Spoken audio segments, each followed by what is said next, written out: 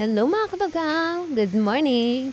So ayan, umaga na naman. May pasok na tayo. So need na nating bumawa ng maaga at magtimpla ng kape. At syempre ang ating almusal, pansit.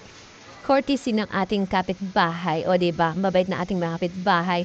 Nagluto sila kagabi ng pansit at binigyan nila ako. Syempre, swerte na natin yan. Nakalibre na tayo ng isang meal. At ayan na nga, kakain na tayo mga kabagang para after nyan, ay makapagligo na tayo at makapag-prepare para pumasok. At ayan na nga, nakaayos na tayo mga kabagang. Hindi ko na nakuha na kanina ang pag-aayos. Kaya, tanong yan. So, pasok na naman tayo. Early in the morning, makulimlim. Pero grabe naman yung init to. Tingnan mo naman, pak na pak yung lipstick. O siya, ayan mga kabagang, tignan niyo ako, makulimlim. Kala yung nagbibiro ako. Pero kahit kulimlim yan, hindi ibig sabihin ay uulan. O kulimlim na yan, init ang kasama. Kakaibang panahon dito, di